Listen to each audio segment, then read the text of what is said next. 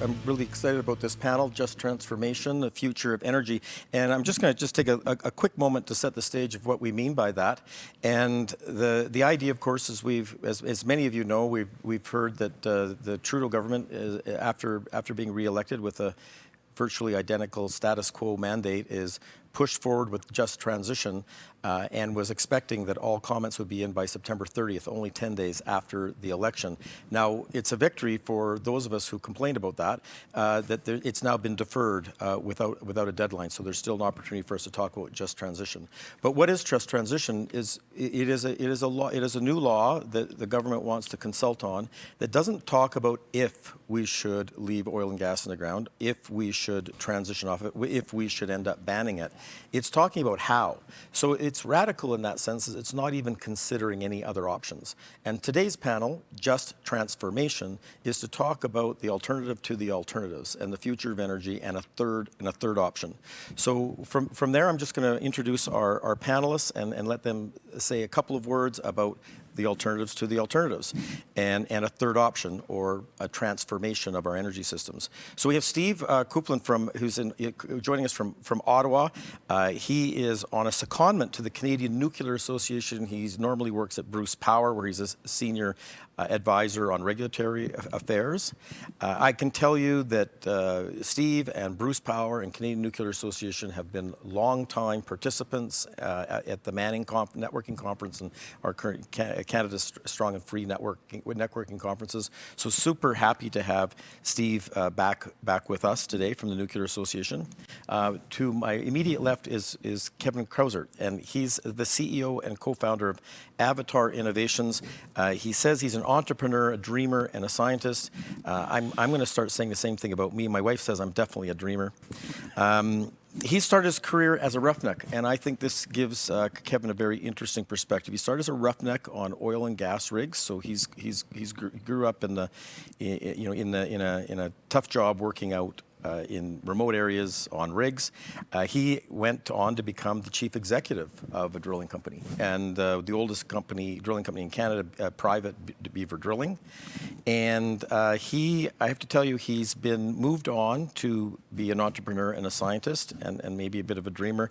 And he's been a major champion in the idea of unlocking energy transition solutions. I'm going to maybe encourage you to start talking about energy transformation solutions, Kevin, but inside the oil and gas sector.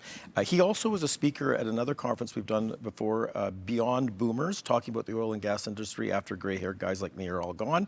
And he was a hit with the young crowd. He's got a very progressive view on what the oil and gas industry can do. And then our other panelist is Greg Phagnum. And Greg started his career as a technologist. And I met him when he was in charge of supply chain for Cenovus, one of the largest Canadian energy companies. And he there was one of the founders of the Regional Oil Sands Alliance, which was, I think, a very innovative approach to supply chain for our industry, or the oil and gas industry. He is currently a consultant working to help Canadian companies make step change improvements in productivity and sustainability with new approaches to supply chain, but also by bringing his technologist background into that. So there's the introduction. There's the stage set. Transformation is an alternative to transition, and I'm just going to ask each of the panelists to take 5 minutes and tell us about their alternative for the alternatives. And Steve, I'm going to start with you. Okay, thanks, Michael. This is an interesting topic. It's in some ways a bit of an unfortunate topic, because I think you set it up right, that the government has already sort of decided, or at least the Trudeau government has sort of said, well, we're going to, how do we shut down oil and gas? And that's not really what we should be talking about. It's about how do we efficiently, effectively, and as clean as possible make the best use of our resources. So in the nuclear business, we think we can actually contribute to that. You've heard me talk a little bit, some of you heard me talk, some of you heard my colleagues talk a little bit about small modular reactors, which is a new technology our industry is developing with specific designs to work in the industrial sector, as well as the large power electricity that we generate now. It is exactly what it's implied. small units. They're anywhere from 5 to 300 megawatts, as opposed to the 750 to 1100 megawatt nuclear plants that you see across the world today. Modular in that they're factory constructed, they're portable, they're scalable.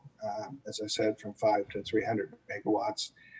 They can be put together in various configurations, a single 300 megawatt unit, 480 megawatt units to replace coal plants, for example, or five 5 megawatt reactors to go to a remote off-grid mine site to help them. And then the last part, reactors, and they're basically fission reactors to produce the energy, same as what we do now. I've kind of touched on it. We think there are multiple uses in the Canadian market for SMRs on grid. For the electricity, those are probably the first coming. We think probably to replace coal plants.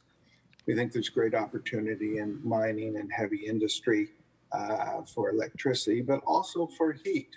One of the advantages of the new SMRs is they generate much higher heat and steam than the existing reactors do, which has a great deal of use, whether for heating facilities or for producing hydrogen, for example. So we think there's a way to contribute there. And then lastly, but not least, remote communities, as I touched on. One of our great problems in this country is we have some of our remote communities that don't have a consistent supply of electricity. And most of those are in northern Canada, and when you get 30 and 40 below days, you need power. So we think we can contribute that in a very reliable way. So just quickly to touch on where we're at. So we've divided it up into really 3 streams. The first, what we call a 3-stream approach, and this is sort of led by the 4 utilities: Ontario Power Generation, Bruce Power, New Brunswick Power, which are the 3 that operate nuclear power facilities in this country, and then SAS Power, which has indicated that they want to develop nuclear reactors for Saskatchewan. So OPG and SAS Power are kind of working together to lead the first selection for the first of a kind on-grid reactor. These are what we call near ready reactors. So in the nuclear industry, near ready means operational by 2028. And the first of a kind is planned to be at Darlington, just outside of Toronto. And we anticipate that the actual technology that they're going to develop to be selected later this year or early next year.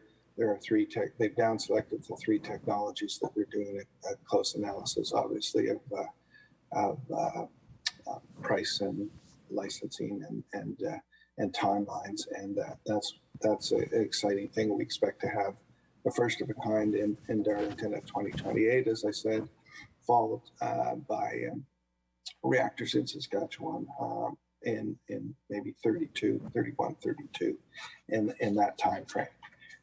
Stream 2 is next generation reactors or advanced reactors, 4th generation. New Brunswick Power is kind of taking the lead on this. They're hoping to have their initial ARC model by early 2030 on their site, and then they're also working on with Moltex, which is an interesting product because it actually is designed to go on existing sites and you recycle the used fuel. When we take our fuel out of our existing reactors, there's still significantly amounts of energy, upwards of 90% in those fuel bundles. And the Moltex's design is to reuse that fuel. So you'd actually build them where you have existing plants. So that's an exciting development. And then the last stream is the microreactors that I spoke about, which are basically to go off grid. There are 2 that we're pursuing there. One is a 5 megawatt gas cooled reactor by UltraSafe Corporation. And it's OPG is working with them, and they're looking to construct a first of a kind at Chalk River. And then there is the Westinghouse eVinci microreactor, which Bruce Power is working with eVinci on.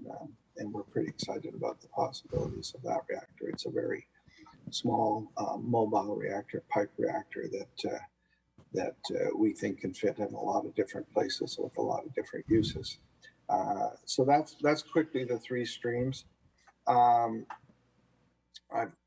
can obviously get into a great deal more detail, but just quickly, Michael, before I turn it back to you, I'm going to touch on one other thing that'll be of interest, I think, to listeners, which is a study the CNA did.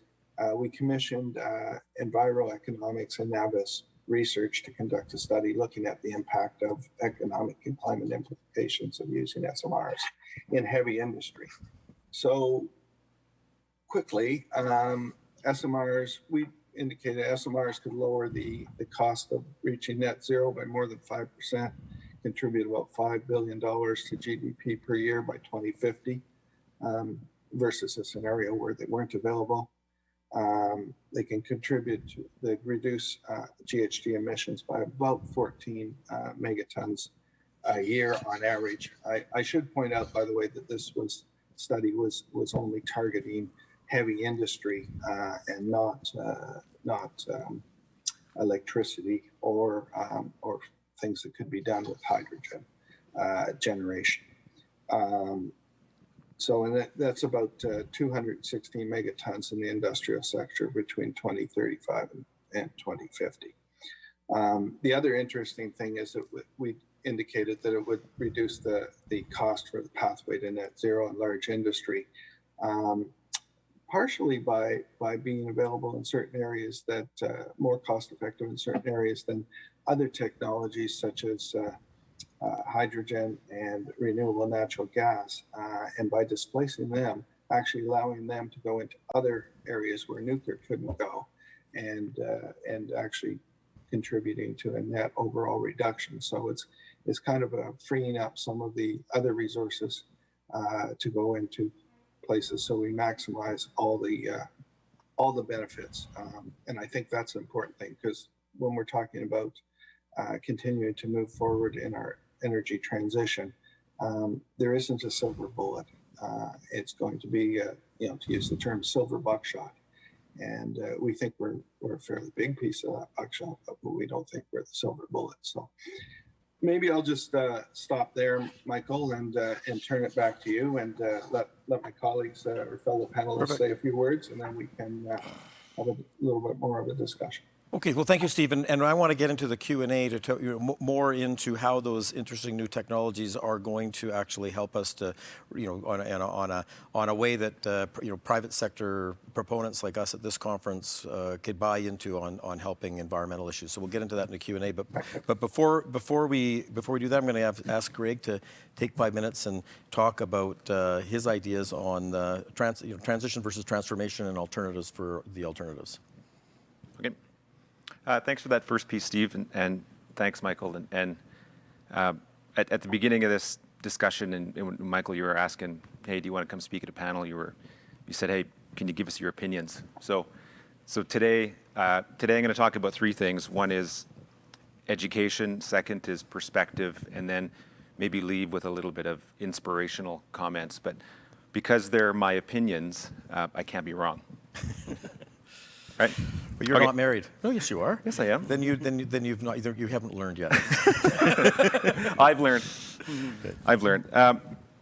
So on the education side, I think whether it's transformation or transition, I'm in the transformation camp, just so everybody knows. We need to understand what we're up against, especially if we want to have any hope of having any sort of, or doing any sort of meaningful difference or change.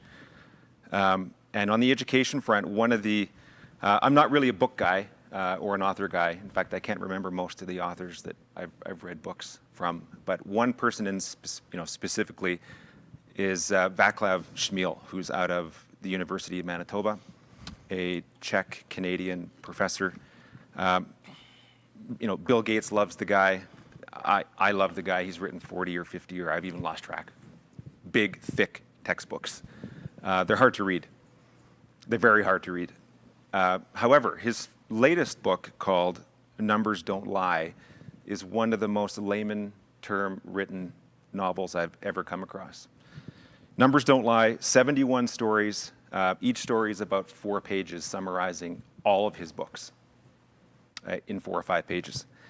And one particular area of the book talks about why we can't leave oil and gas in the ground. And for the viewers and the panelists and everybody here, I'd recommend that you take a look at that, because it will help you understand and help everybody understand what we're up against and why we can't just move from point A to point B quickly, and maybe even alluding to a little bit of that we may never move from point A to point B. We might just complement A. Okay? And he left me with this interesting thought, because he never actually talks about fossil fuels. You know, fossil fuels for fuel is one thing: aviation, gasoline, diesel, bunker fuel. But in this new book he put out, he talks about fossil carbon. So to me that leaves me a lot to think about, and I'm curious to know that if you guys decide to read a little bit more about him in this specific book. Again, super layman, super easy to understand. It's not all about numbers and science, but it's about numbers don't lie. Okay? So on the perspective side, is this a transition or a transformation? So from my perspective, and when I hear energy transition, I think, personally, I think that means, how do we eliminate the effects of combustion on the environment? That's what I think. But I fear what society hears is, how do we eliminate fossil fuels and keep them in the ground? There's a big difference between those two perspectives. If we keep oil and gas in the ground, we're going to have a hell of a time producing cement, steel, fertilizer, plastics. I haven't seen a solar panel spit out an N95 mask yet, and I certainly haven't seen a wind turbine manufacture a Tesla car. So those two things can't happen. So unless the rules of physics and chemistry have been altered in the last, what feels like year or two, I don't think that's the case. We got to do something different. We got to start telling the story about why we can't leave it in the ground, and we can produce oil and gas with no emission. It's possible today. It was possible 20 years ago. And for a bunch of reasons, I think we could get into a great discussion here, and I hope we get into it, that surround policy and public information and rhetoric. There's reasons we're not doing that today. And if you don't believe me about leaving things in the ground and what the effect would have on things like energy prices and consumer products, just look to Germany today, and you can see that the electricity price to the consumer at the end of the day, I think in the last 3 or 4 years has seen an 8x multiple associated with it, an 8x increase. Imagine that. 8 times the price of electricity, and I think just in a matter of a few years. All right? On the third piece, on kind of I always like to, I'm the eternal optimist. To me, we can,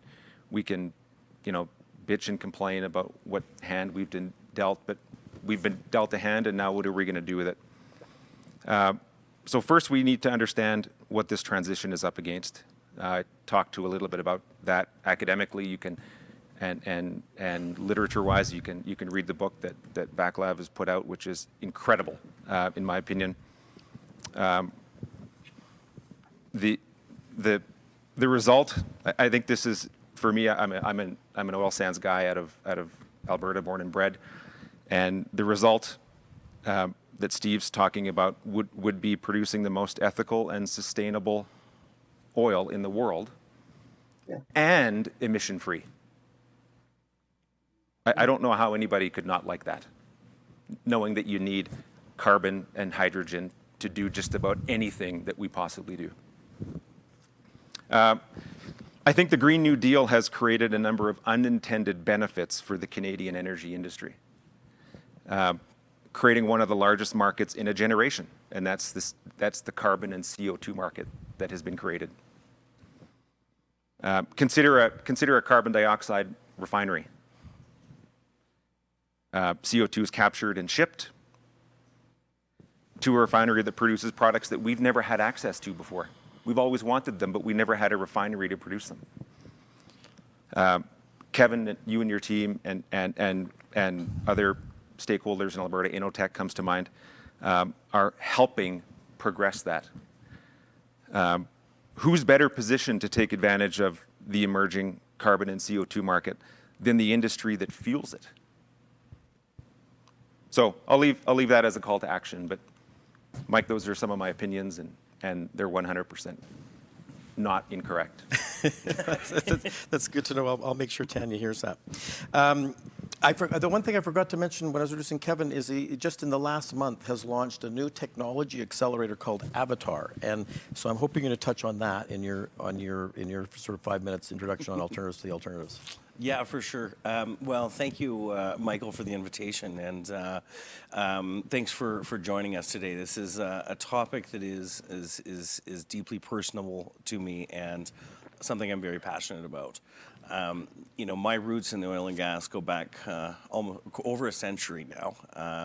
My great-grandfather built some of the very first steam rigs in Turner Valley, which was the first commercial major oil field discovery. My father has run a drilling company his entire career. I ran that drilling company for a long time. I worked on the rigs for 5 years and have seen the changes in the energy sector has made, not just as the single largest economic driver of our province in Western Canada, but as an opportunity to create real opportunity and real communities around the sector. And I don't think where we're at today is much different. I think whether you want to call it the energy transition or transformation, and I look forward to that conversation in a bit, I think this represents the single greatest economic opportunity for our province. The reality is hydrocarbons are going to be with us for a long, long time, centuries in fact. What does that future look like? It probably looks without a lot less emissions. But the reality is we can't electrify everything. The industries that are most difficult to decarbonize, whether it's steel production or fertilizer, the only rational solutions that exist to decarbonize those industries exist inside oil and gas. Whether that is hydrogen, carbon capture, geothermal, long-duration energy storage, these are solutions the energy sector and the oil and gas sector is already doing. So in my view, who is going to win the race is probably the players who are already the experts at it. And so how do we unlock these solutions for the future and sort of fall out of this, I'd say, troubled investment narrative that is, we have to get off hydrocarbons. So, in the 2015 and 2016 sort of oil price crash, I was running a drilling company. The rig market went from, a 600 rig market to a 200 rig market, which we thought was awful at the time. But at the same time, was I not only seeing very talented, hardworking employees in the sector, being washed away by a commodity price cycle driven by the Saudis and a lack of pipeline infrastructure, driven by our federal government, but also implementing rapidly changing new technologies. We were rolling out automated drilling rigs, artificial intelligence algorithms, and I saw the employees in it ill-prepared to be able to navigate a technological future. So I worked with the University of Calgary to design the Avatar program, and that was really around empowering the employees inside the industry with the skill sets to be able to manage high technology as well as energy transition solutions. And so they worked through a curriculum, we worked with our large cap clients, and generated a new sense of entrepreneurship in the industry. So over the summer, with the encouragement of our large clients at the time, Enbridge of one who I see as a sponsor today, Suncor and TC Energy, believed that there needed to be this forum for the inside the industry for people to not just upskill themselves in a rapidly changing industry, but generate technologies and solutions from within the industry. So we received close to 600 applications. We admitted 270 professionals from 67 oil and gas companies in 8 provinces. And they worked as semi-autonomous, multifunctional teams, generating energy transformation solutions from within the industry. The results were nothing short of remarkable, and they just did their first investor day here on Wednesday. But it demonstrated that the opportunities of the workers inside the energy industry can create a huge new future that's driving investment, driving economic opportunity, and driving jobs. And so I think that that's the focus that at least I try and bring to it, and I would encourage others to bring to it, is how do we look at it as an opportunity, and how do we figure out how to win? How do we drive the policies and the investment decisions that are going to create economic opportunity, and how do we empower the people inside the industry to drive that change? Because if the history of the oil and gas industry in Canada has taught us anything, it's that we can solve the biggest challenges of our time if we work together and get it done. Excellent. Okay, well, there's actually quite a lot to unpack here, and we've got a good time for a discussion, so I feel good about that. So thank you for staying to your time, speakers. Basically, what we really wanted to for this conference is to try to get to something where conservatives can look at a solution for environmental problems that fit conservative principles, and I think that's hopefully we can maybe get towards the end of that by the end of this conversation to talk, put things into that context, and then of course also talking about that there is a third option that maybe hasn't been considered at depth, and that third option might fit into conservative principles. But before we get into that, I don't want to do the same thing that we have with the current government, which is basically saying there's a climate crisis, and so there really is only one option. Business as usual isn't an option. There really is only one option. It's our option. Leave it in the ground and stop. As I said, this new bill presupposes that the option is right. It's only a question of how we do it. So I don't want to do the opposite mistake here, and so I'm just going to start with, and I know everybody here has a point of view but I want to start with why is business as usual not an option? Why there's a lot of people who think that maybe the climate emergency is overblown, that for us to tax people and to create a whole bunch more costs on our economy for uncertain benefits doesn't make sense. So I already know that you don't agree with that point, but I don't want to just leave it, and I know there's some people in our audience who think that that's important not to. So I'd just like your thoughts on that in terms of why you're falling into a camp that says we have to do something. I will just go in the same order. If Steve, if you just have some thoughts on there, and I'd just be interested in your point of view for those people that are questioning, is the cost worth the benefit? Well, a couple of things. I mean, I'm one who actually believes that we do have a climate issue, and that we need to reduce emissions. What I get frustrated about is the unwillingness of people to take the options that we have right now to actually make serious reductions in emissions. You can start with the current federal government. You can start with that likes to think of themselves as a climate change leader, but actually, if you look at the 6 years they've been in government, emissions have actually gone up in this country, not down.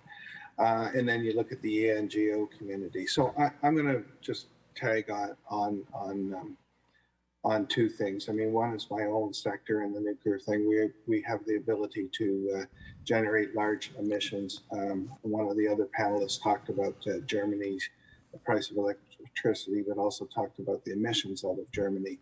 They decided that they were going to take their nuclear plants offline, and lo and behold, the wind and solar weren't enough to do it. So they relied on A, Russian gas, and B, starting a bunch of coal plants up, which generated significantly more emissions.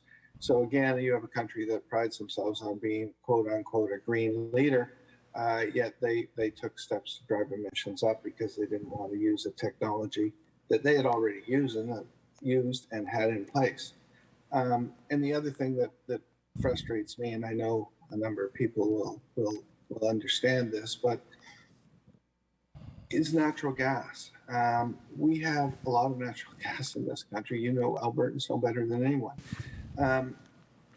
And if we took that natural gas, or a sizable chunk of it, put it out to build the pipelines and the LNG terminals and sent that to China and to Asia and Africa, you could make serious reductions. If we took just a third of China's coal plants and converted them to natural gas plants, forget the politics and our relationship with China right now, just presuppose we could do that.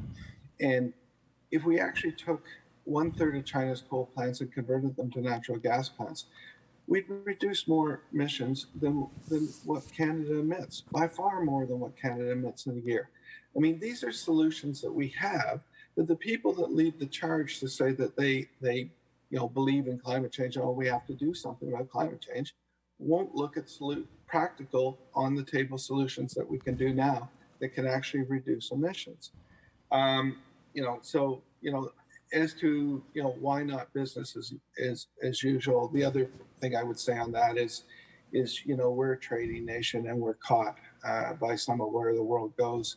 The investment community is moving down that to put a lot of their investments function on climate change and what net zero plans are. That's why you see a lot of large companies going that way. And frankly, the world markets are going to start to demand and look at lower emission electricity, lower emission products. And, it just seems to me we have the ability in this country to actually take advantage of that. The oil sands have done a tremendous, you folks know better than me, but the oil sands have done a tremendous job of reducing the emissions over the years. They just don't get any credit for it. So I think that it's extremely frustrating. I do think we do have to make a transition, but I think we're already doing it. I think there's simple opportunities to do more easier if we would just step forward and do the things. But we can't seem to we have a government and a large ENGO community that prevents us from taking some of these easy steps. So I think the one thing I think that there, Michael. Yeah, so I think that if I was to say the one point, I think your first point is, well, I do agree there's a climate problem. I think that was your first part of the answer. The second part of the answer, though, which I think is an important one, we're a trading nation, and I'll summarize what you said is, but look, the customer's always right, and so that might be a pragmatic answer for why we have to do something. So, just before I'll give you an answer, I'll throw something else out for you to maybe think about in your answers that Joe Oliver told me. He says, even if extreme weather doesn't change, like let's say the models are all wrong, extreme weather stays exactly the same, there's going to be more people living on the coast of the United States, and there's going to be more property damage from hurricanes. So extreme weather is a bigger problem by definition, even if the climate doesn't change. And of course, if it does, that just accentuates it. But I'll just throw that sort of thought there, but and ask you to answer the same question, your thought on business. And if you can sort of, as an answer to those people that maybe are saying, I'm not so sure climate's a problem. Okay. Well, I'll piggyback quite a bit on what Steve, you talked about, maybe in a different way. So if I kind of step way back and I look at the last 100 or 200 or 3,000 years, society just progresses. Things change constantly. The status quo is never acceptable.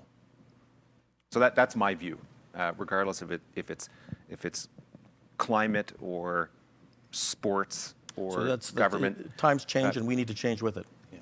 Yeah, like you either move on or you get left behind. Yep. That's just the way. Okay. I like that answer. Human I like that history answer. has evolved. Okay, we're conservatives. That doesn't mean we have to be reactionary, right? Right. And I think that if we can get out of our own way, the alternative is better. Kevin? What I would say is the biggest energy transition we've ever actually seen in our history was actually the displacement of coal and natural gas-fired plants with the rise of long-reach horizontal drilling and fracking that drove the price down of natural gas to the point it was cheaper than coal. So business as usual isn't an option, and I don't think there's a single oil and gas firm in town that thinks that business as usual is an option. In the sense, we're being disrupted, not just in ourselves, in the sense that we can drill so much faster now, we can frack so much better now, we can produce a lot more competitively. But we're in a competitive market, and I think any effective business or investment strategy needs to look at, who are the other players at the table, and how are you going to win the market. But then I think that it's the opportunity that the capital markets are driving, and we need to be able to win at this race. And so I think that's why business as usual is not an option. And then the leave it in the ground option is, I think just. It's a ridiculous premise to somehow suggest we're going to maintain the quality of life that this entire planet has come to be used, that's been driven by nothing other than hydrocarbons, and think there's not going to be deleterious effects. So what are the rational solutions in the middle? Those are going to be solutions like carbon capture. They're going to be solutions like carbon removal. So interestingly enough, the announcement Michael was alluding to, we made last month, where we signed a partnership agreement with XPRIZE, the world's most prestigious technology competition, and the Elon Musk Foundation, where Elon put $100 million into carbon removal technologies. We brought it to Calgary with the support of Suncor, Shell, Enbridge, Imperial, and Cenovus. And we got front page coverage in the Berlin newspaper. So that small little pivot that we did, I don't know the last time the oil sands got positive news coverage in Germany, but I think it was before they killed those ducks. Maybe a sore point for some people. But you go from, climate villain to the oil and gas industry is a meaningful and powerful partner in the planet's climate ambitions. You go from climate villain to front page of the Berlin newspaper, and we haven't changed anything. We've just changed how we're messaging it and what we're actually doing and how we're driving these investments. Yep. And this is how we can win. It's the only way I see we can win on this. So I'm going to go, one answer to that is, look, disruptive technology is going to come from other energy sources, and so we better keep up with that. I heard an answer there. So if I was somebody, well, there's the customer that's always right. Times are changing, you better keep up with it, which feeds into partly times are changing because disruptive technologies are going to, Bill Gates always talked about that. Like Microsoft could disappear tomorrow on a disruptive technology. We have to keep running ahead of that, and I think that's part of what you're saying, right? Okay, well, we're not going to address that for the people that are not sure about the problem, but I wanted to make sure that we at least acknowledge that there is that point of view, and we'll try to get now to this idea of a third option besides the leave it in the ground versus business as usual. And one of the things that I've noticed a lot, and I will talk to you from the perspective of new technology on the consumer and recycling side, the industry itself and the nuclear industry. What I've noticed is when we get into the public debate about alternatives, so we're mostly talking about solar and wind, but biofuels and other things. It mostly seems that we're comparing the benefits of their energy to the problems of ours. And so I'd like just for you to frame this yourself. If you were to try to describe how you think the opponents of your particular industry are seeing you, how would you frame that, what their benefits are versus your problems? So I guess I'm mostly saying, how do you think your problems are perceived? And I'll even give you a minute to say why it's wrong if you like. But if you understand what I'm saying is it that those wind proponents or alternative proponents are sort of saying, look at us, we're zero emissions, and look at you kill ducks. That comparison. So let me call it almost like a stereotype or whatever. But I'm just asking you what do you think the stereotype of your own industry is? So Steve, what do you think? How you're seen? And you don't have to propose. I just want to acknowledge how you're seen. Well, listen, the biggest challenge I think we face. I guess we face two challenges, but the one that I want to touch on right now is waste. There's a serious concern, and it's a bit of an Achilles heel for our industry in terms of waste or spent fuel. And it's a perception issue as opposed to a technical issue. We actually know how to manage and control our waste. But every form of energy creates some sort of waste. And our industry, we actually know and track exactly where all our waste is, where all our spent fuel is. Is it it highly dangerous? Yes, it is. Do we know how to manage it? Yes, we do. Do we know exactly where it is? Yes, we do. I mean, we can take you and tell you where a fuel bundle that was in, Bruce Unit 3 in 1984 is today. I can tell you exactly. I can find out exactly where that bundle is. I mean, we track this stuff. I'm glad to hear that because that was one of my questions. We also have funding to pay for it. And my frustration is that wind and solar. I'll pick on solar in particular. I mean, solar panels are there is no plan for dealing with solar panels after they've ended their useful life, but they are not something you can pick up and put in a landfill. And there are going to be tens of thousands of them, and they have no plan, nor do they have any funding put aside for them. So that's my. If you were, that's kind of waste is the one issue that kind of gets tagged on us, and I think rather unfairly because we actually have a handle on it. We have an explanation, understanding of how to deal with it. We track it very carefully. We know exactly where it is. And we have the money put aside to deal with it, but we don't get any recognition for that. So that would be my. Yep, fair enough. Greg, oil and gas. The unfair comparison, our benefits, your impacts. What do you think the stereotypical view is? If I put myself in the chair of the leader of the Global Solar Power Association. Right, if I put myself in that chair, and I look at oil and gas, producers or the industry itself, I think they're quite slow. They're lazy. They've just been given a bunch of good sand to play in. They like being a punching bag. And after I thought about those things, I would worry about, I hope they don't get mad. I hope they don't get mad and tell the story that they need to be telling. Why aren't they telling the story? This is easy. It's like shooting fish in a barrel. I hope they don't get mad, and maybe even more critically than that, I hope they don't tell the story of my industries. Remember, back in this, I'm putting myself in the solar shoes. The externalities of my business. Okay. And all the stuff that needs to happen to produce a solar panel that at best is 20% efficient. So, Kevin, I'm going to ask you, and you're kind of here representing carbon tech in a sense, right? Mm-hmm. And I'll just set the stage for the stereotype hasn't been set on you yet, but it's starting, and I'm sure you're aware. There's already the 500 who said carbon capture is not good. There's already the study from California saying blue hydrogen's not bad. There's the Quebec government now saying we're going to cancel LNG because it doesn't reduce coal emissions in China. And by the way, we're contemplating a complete ban on oil and gas because even with carbon capture, it can never be good for the environment. So the stereotypes are already starting, and you just announced a month ago. So do you have an answer for that even before it starts? Yeah, I'm kind of in this greenfield spot right now in the sense that carbon technologies haven't been defined, I'd say, in the public discourse as quite as well as solar or oil and gas. But yeah, I definitely see it. We work outside the country, especially with European investment groups,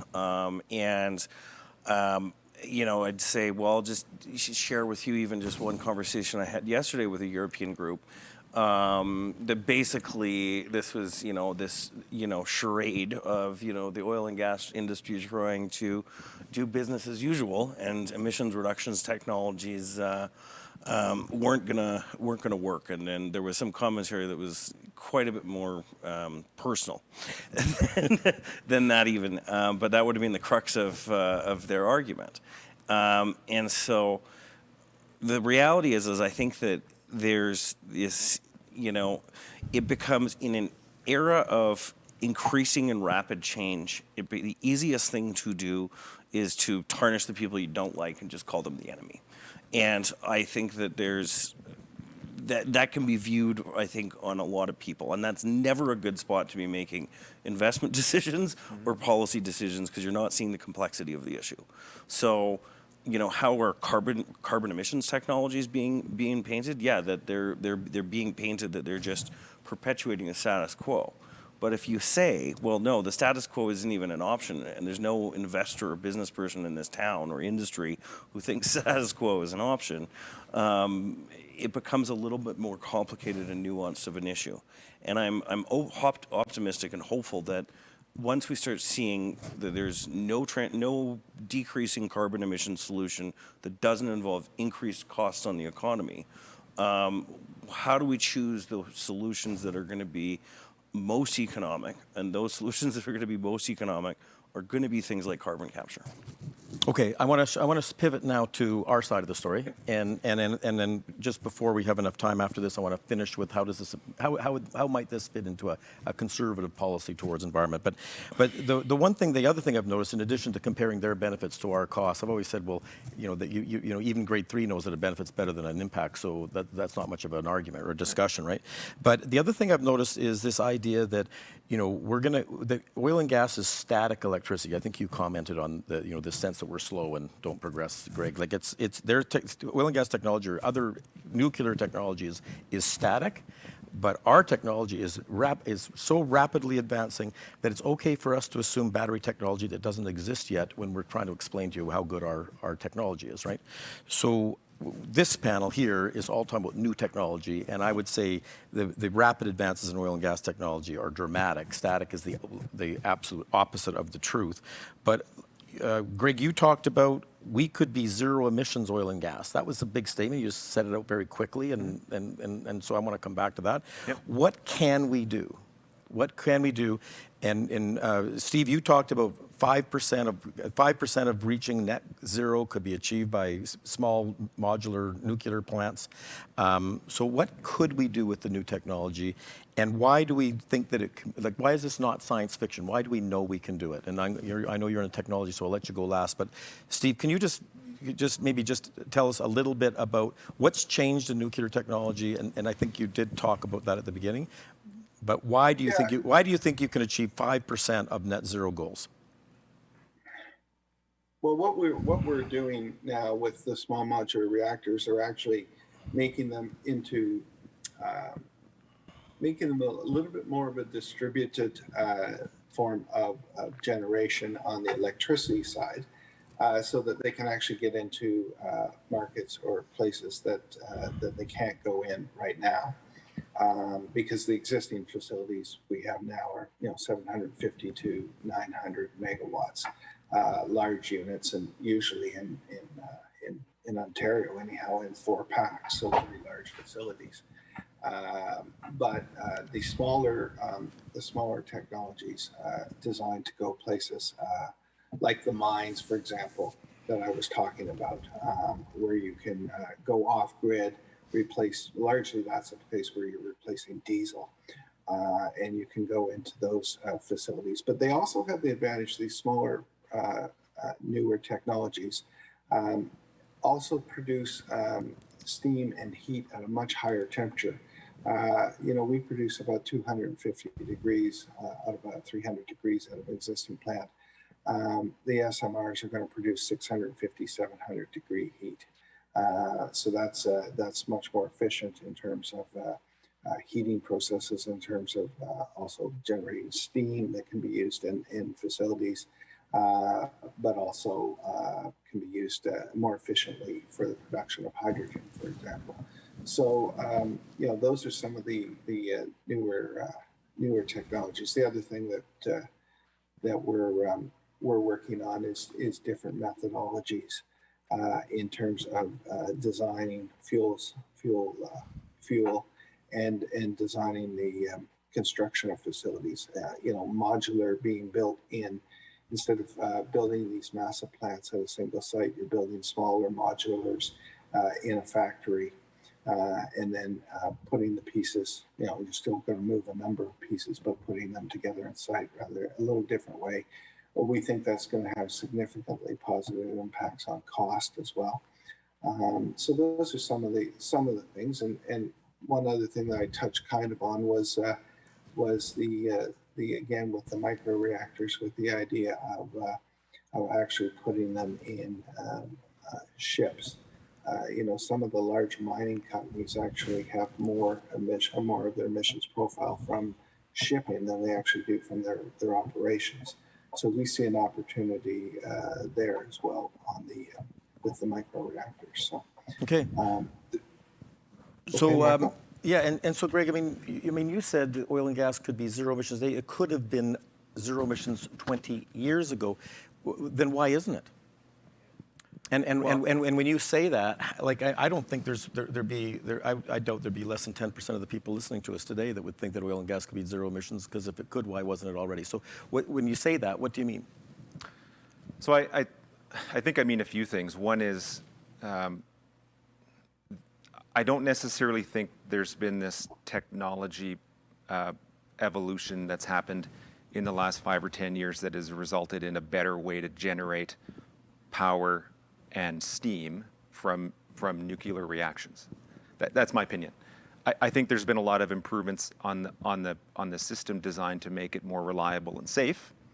But the notion of a nuclear reaction generating electricity and as a byproduct of that heat generating steam, that's not new. I mean, that nuclear. So you're talking very specifically about oil sands. We could generate that steam instead of with natural gas with nuclear, right? And that would turn that into zero emissions as soon as you deploy it. Yeah, I mean, I'm not saying it's something you can do overnight because the actual nuclear facility hasn't landed yet. Right. But there's nuclear facilities all over the world, and there has been nuclear facilities all over the world since the 70s. Right.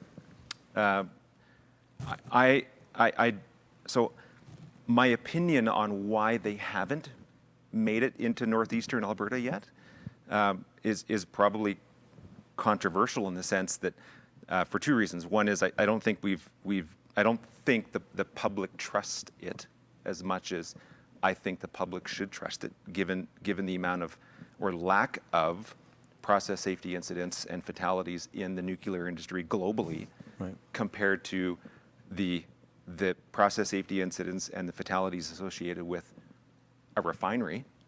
Like just one event that occurred in Texas a few years ago has caused more tragic death than the global nuclear generating sector has since the 80s. Right.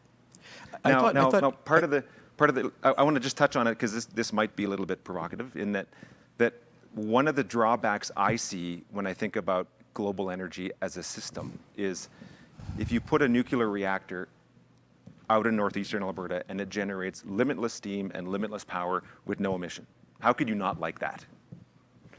Right? How could somebody go, well, that is they probably just stumble.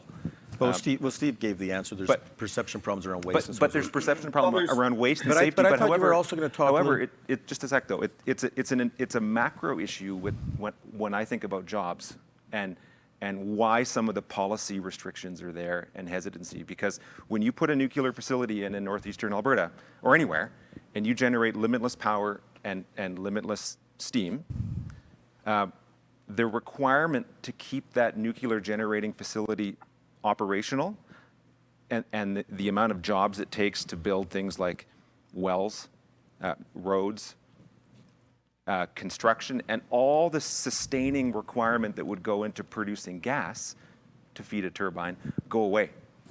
Okay, so I maybe I'll just go to because we're running out of time a little bit, but just on some of the other technologies around low carbon oil and gas on the carbon capture side. So you haven't really given specific examples of what can be done. So can you maybe give some of what we can actually do to get to lower or zero emissions? For sure, and I do want to save time on the policy front because that's a particular passion of mine. But what I will just say is there already is emission-free oil being produced today by many producers. Whitecap already has net zero facilities. There's actually even carbon negative oil, where you take CO2 out of the air, pump it downhole, and more carbon goes in than oil comes out. So you're actually reducing the atmospheric carbon concentration by using enhanced oil recovery. So this is not Star Trek. It's here, it's now, and there's credible pathways for all oil and gas producers in Canada to get to a net zero future. And we will be the best producing barrel of oil in the day, but we need to drive the right policies and to get there. In terms of kind of specific technologies, it's beyond just carbon capture, where you can take carbon capture out of a flue stack. There's technologies such as direct air capture, where you can pull it out of the air. There's solutions we're working on, which is sort of kelp factories in the ocean, where you can sort of robotically grow kelp, cut it, drop it to the bottom of the ocean, and capture and sequester a lot of CO2 that way. There's algae that can be generated that can pull CO2 out of the atmosphere.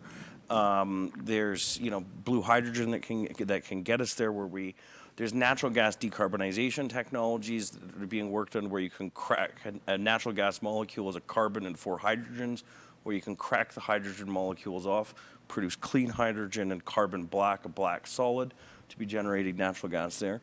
These are a whole suite of technologies that are being actually done. We have to drive, and SMRs in the oil sands. I think there's a lot of great stuff. What is the right policies that are going to unlock these technologies and drive investment? Okay, let's move to that. So right now in front of the government is, let's talk about how we're going to get rid of the oil and gas industry. We're not talking about policies that might encourage carbon neutral, carbon negative, nuclear or oil and gas technologies. So what do you think is needed to see a whole lot more of Whitecap producing zero emissions oil? Why don't you said that was your passion. I'll let you start this. First and foremost, risk capital. That there is tremendous, Canada is blessed with a lot of really significant financial institutions that are driving some of these changes, where we need earlier stage capital to be unlocking some of these solutions. We are working on it. Secondarily, do no harm. The amount of government money going into groups that are getting absolutely nothing done or actively undermining free investment decisions are being driven. Are being driven. So my first recommendation is do no harm.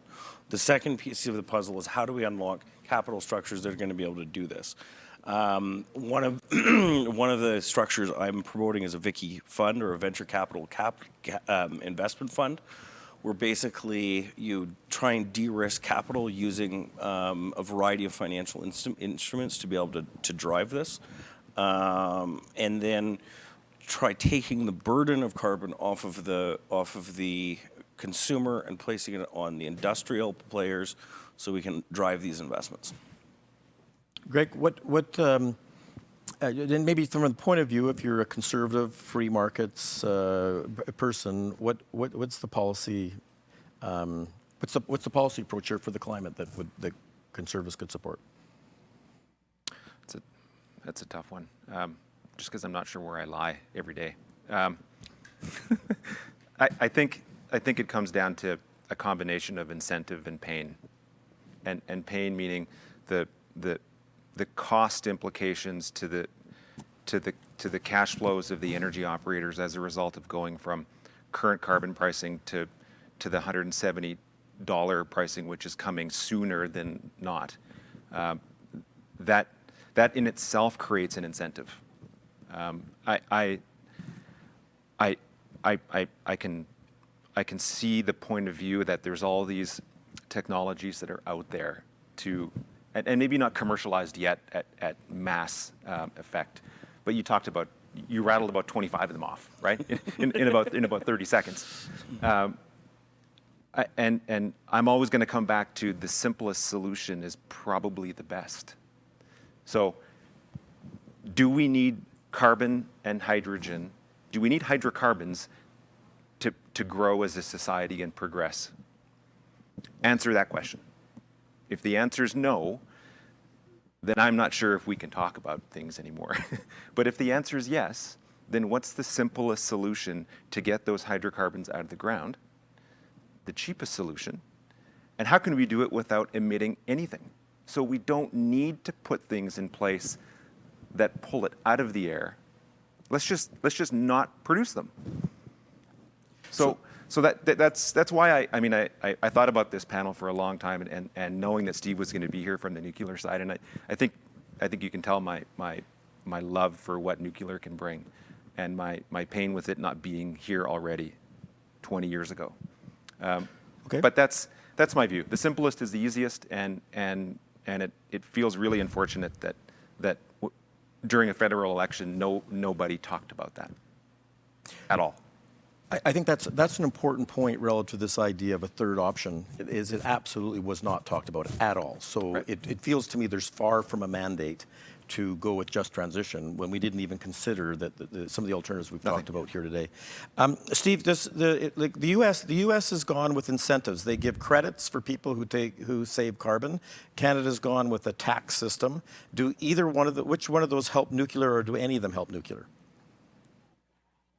Well, as long as they have a level playing field and they consider nuclear in the mix, either one would help nuclear, to be honest. I mean, part of the answer to why we're not in the oil sands right now, frankly, is we haven't been cost competitive. I was involved, you noted that I worked for Bruce Power. I was in Alberta about 10 years ago now, 12 years ago, looking at doing some work in Peace River. And we had a project going up there, and frankly, natural gas. There is some perception that Alberta didn't want nuclear. That wasn't the case at all. What actually happened was the shale gas revolution, and the price of natural gas went from $6 or $7 to $3, and our business case left. I mean, that's the reason we're not there right now. It's still cheaper to use natural gas, but as the price of carbon goes up, or you use incentives for non-carbon emitting the same impact, we become more cost competitive, and we become a better option. And the other thing I would point out is that part of this new technology that makes it more interesting for the oil sands is in fact the high temperature steam and the more efficiency and cost effectiveness that we get out of that.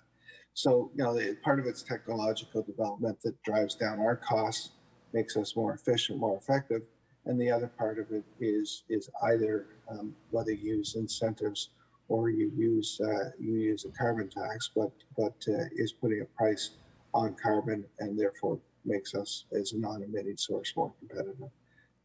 But the short answer is we weren't in the oil sands 20 years ago because natural gas was cheaper. I want to go back to the original comment. The customer is always right, and you talked about Canada being in a very unique position to be a leader. So our existing system, $50 carbon taxes, which are and they're not like the GST, right? You pay them in Canada, but if you import oil into Canada, those people don't pay it. The $170 that we're going to add on in only a little bit more than a year, so we'll now be at over $200 of carbon taxes. Same problem. Canadian oil and gas will pay it. American oil and gas won't pay it. Saudi Arabian oil and gas won't pay it.